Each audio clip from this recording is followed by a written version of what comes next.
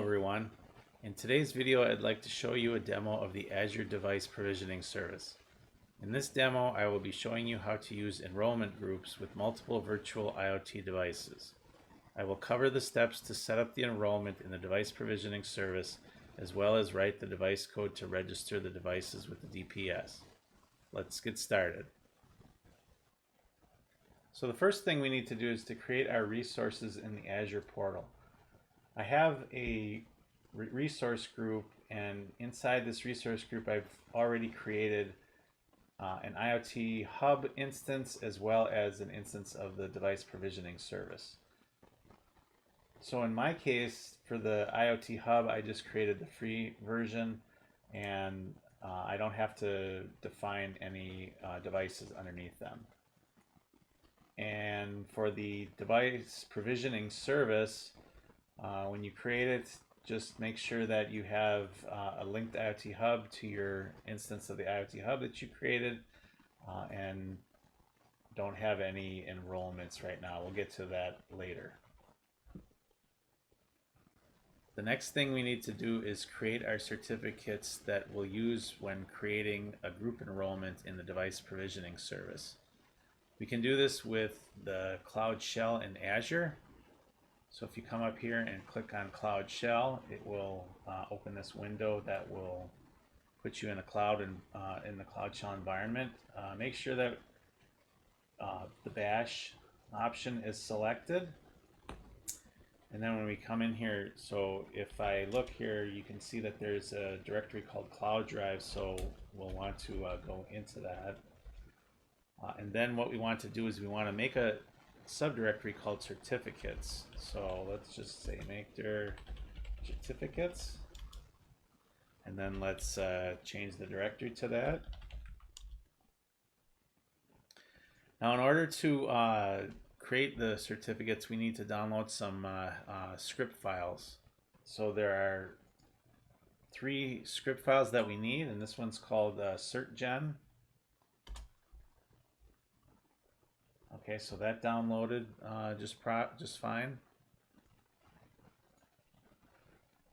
We also need this configuration file for OpenSSL, and then finally this configuration file for the root certificate. Once we have these, we'll need to change, update their permissions so that we can read, write, and execute them. So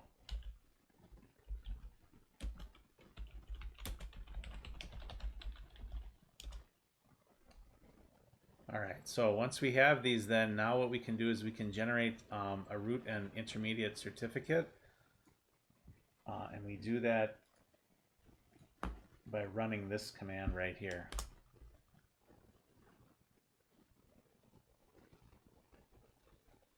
And now what you can see here now, if I do a listing, it created a bunch of things here, and the certificates are under this certs directory. So if I go into that, you can see that I have 3 certificates. We have the root, an intermediate, and then a chain. And I want the root certificate right now, so you can say download.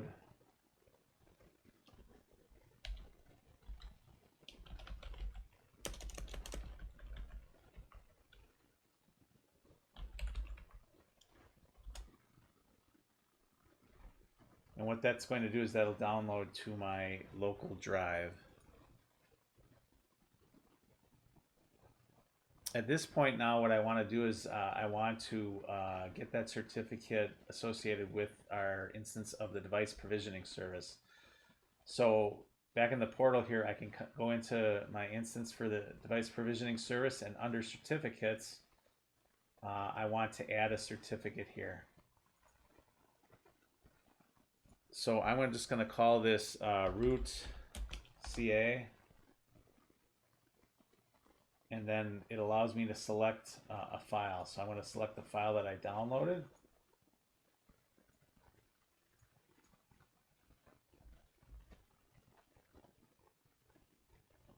And I need to get rid of that space.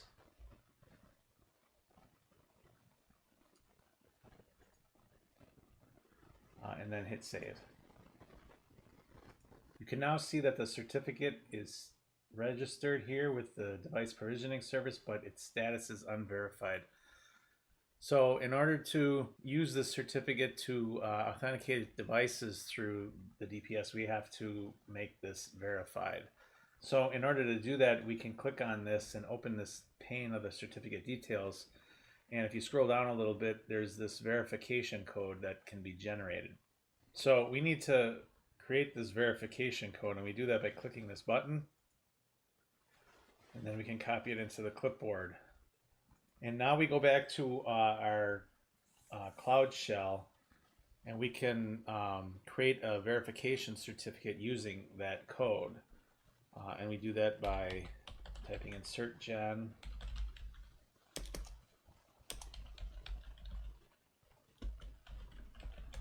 Create verification code certificate,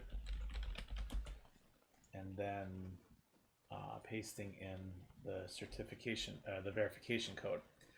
Now, be aware that you need to leave this certificate details open while you do this, so that you can put the verification certificate here. If you close this window, you invalidate this code and you'll have to regenerate it again. So leave it open. So as I hit enter,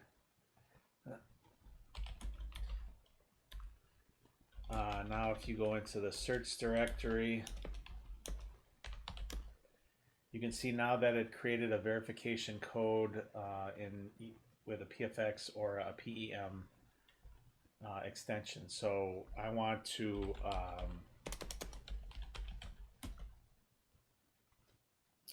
download this file. I'm going to take the PEM file. And you notice there that it downloaded properly. And then what I can do here is select the file and then click verify. And you can see it says successful, and then when I refresh the page here, now it's verified. So now this certificate can be used to authenticate devices through the DPS. Now that we've verified our certificate, we can create a group enrollment in our device provisioning service. So if I go to Manage Enrollments and click on the button to add an enrollment group, it will open up this pane, and I can enter in the information here, such as the group name.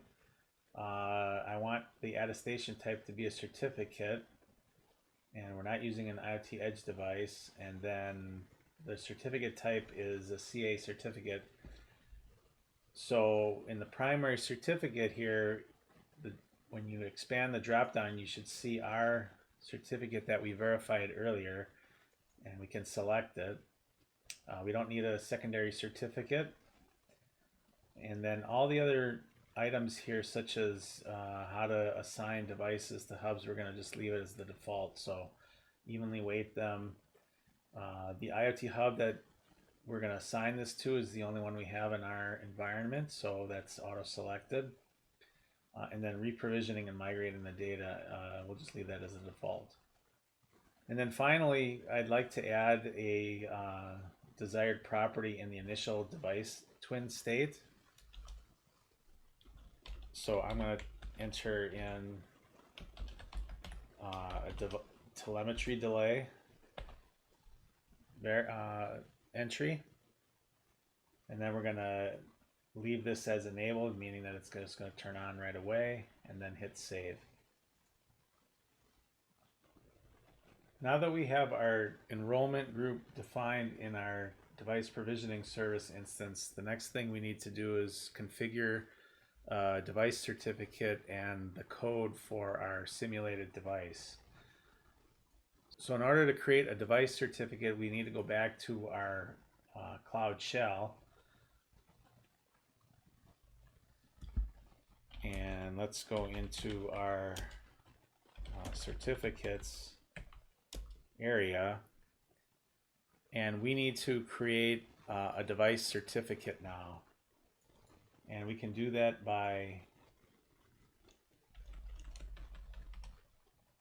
again by using the certgen shell and then entering in create device certificate and then giving it a name. In this case, it's going to be sensor 1000. And then if I go into my certs, you can see here now that two files have been created, new device.cert.pfx and .pem. What we want to do here is we want to rename these. So if I do mv new device pfx to sensor 1000 cert.pfx, and then do the same thing for the PEM file.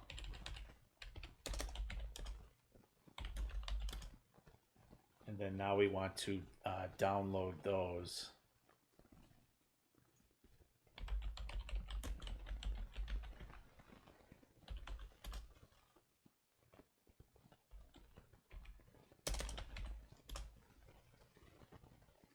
Now, once we have these device certificates created and downloaded, we need to generate the code for our simulated device. I'm using the code from the AZ220 Microsoft Azure IoT Developer Labs shown in the link below.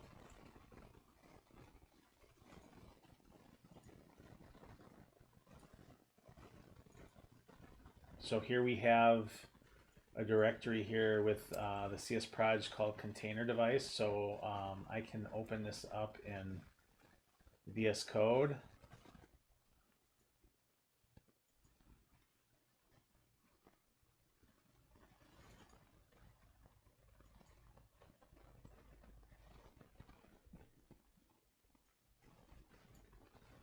And now basically what I need to do here is it's asking for the ID scope of your instance of the device provisioning service as well as the certificate file name. So the ID scope, if we go back into the portal and go to the overview page of our device provisioning service, the ID scope is right there. So let me copy that and get it in here. And then the certificate file name is sensor1000.pfx. Let me hit save. Now, with that shell program that we use, the default password is 1234. Obviously, you would not want to use this as hard-coded in a production environment, and you'd want to change it to something different than that. But for our example, we're just going to leave it there because that's what it defaulted to. The global device endpoint of your DPS instance is global.azuredevices.provisioning.net, so that stays the same. And then what we need to do is we need to add the certificate that we downloaded to our local hard drive into this directory. So let me open this up in File Explorer, and then if I take, let's see here. So if I take our downloads, let's copy the PFX file and put it right in there. And there you can see it now shows up. And then finally, what we need to do here is we need to go into the CS proj file and change under the item group section. We need to change this to the name of our certificate file and hit save.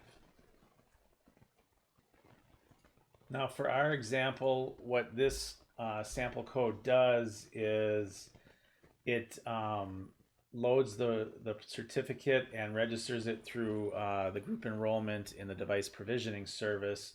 and then it will simulate gathering temperature, humidity, pressure, and pressure readings, and send those to the IoT hub that it's connected to. There also is a desired property that we created earlier called Telemetry Delay, which will control the amount of delay time in the loop here. So a telemetry delay of 2 will mean every 2 seconds this would run. We also want to create 2 additional simulated devices just to show that you can register more than one device through the group enrollment. So we need to create device certificates for each one of those. So we want to run our shell again, and this time we're going to call it sensor 1001. Be aware that you have to run that shell command and then rename the files that are generated and download them in that order for every device that you're working with. So if I go into the certs, you can see it's called new device again, and I want to rename those.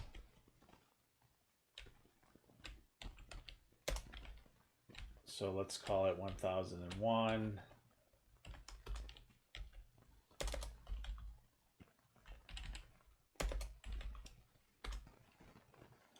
And then we can download that. Download those files. And then now I want to do it for another device. We'll call that one. Let's go back. We got to go back on here. Let's call this one sensor 1002.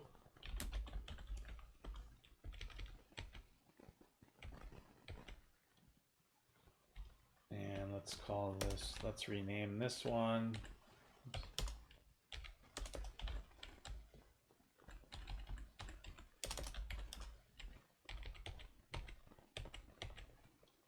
Let's download these.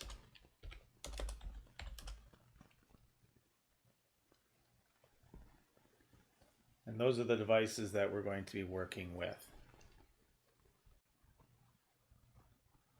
Now that we've created our additional device certificates, we need to add them to copies of the device code that we are going to use to simulate our additional devices. So what I've done is I've copied the sample code from container device into directories here, one called container device 1 and the other one called container device 2, that I'm going to open in VS Code. So I can come in here and open the folder, and let's go to container device 1. So for container device 1, I also want to grab the device certificate. So that's sensor 1001.cert.pfx. So let's put that in here. And while we're at it, let's do the same thing for 1002. Here, container device 2. So let's put that in there. And now I opened container device 1 in Visual Studio Code, and if I go into the program file, all this stuff is the same since I copied it. I just need to change the name of the PFX file here, and then go into the CS proj and do the same thing there. So let me do the same thing now for container device 2.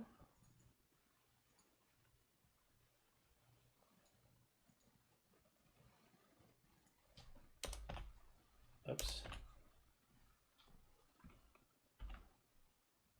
And the CS proj. We are now ready to run our simulated devices to show that registering through Device Provisioning Service and group enrollments.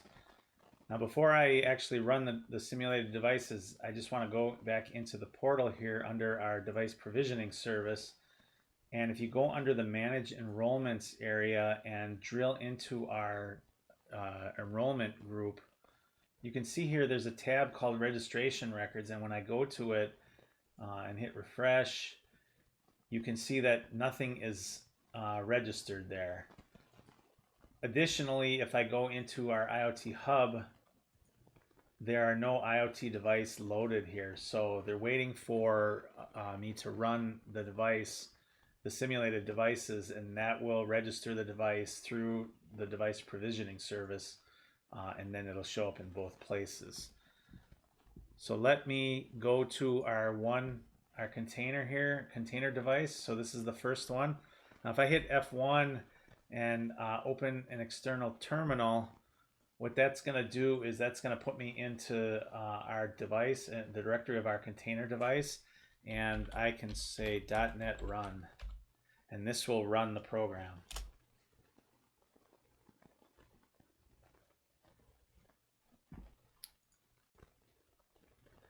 Now you'll notice I got an exception, and when I look at the exception here, it's line 41. It's trying to load the provisioning certificate. Now I just realized that I didn't name my certificate file properly, so it's sensor1000.cert.pfx.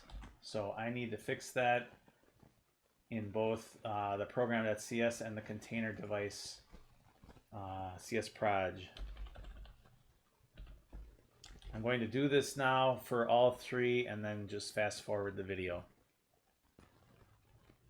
Okay, now that I've made my changes, I can go back to the terminal here and type in .NET run again. And you'll notice it's using the certificate, so now it's registering it and it's reading the initial twin device twins, and then it's going to be sending our telemetry data. Now if you go back into the Azure portal at this point and go to the device provisioning service, and let's go under manage enrollments, and if we go and drill into our test group 1 enrollment group and go to the registration records, you can see now that the device ID of sensor 1000 has been registered to this assigned IoT hub. And then additionally, if we go into the IoT hub and go under IoT devices, you can see that sensor 1000 is here and it's enabled. Now if I run the other two in a terminal window, I should get those devices being registered and sending their telemetry data as well.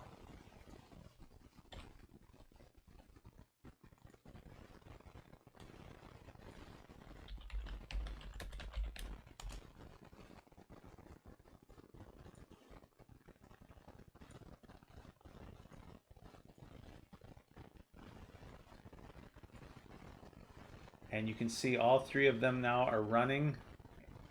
And when I go back into the portal,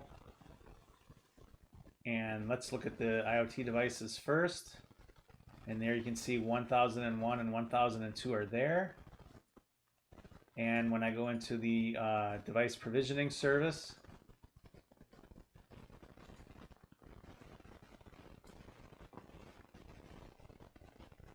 under registration records, you can see that they are also there as well.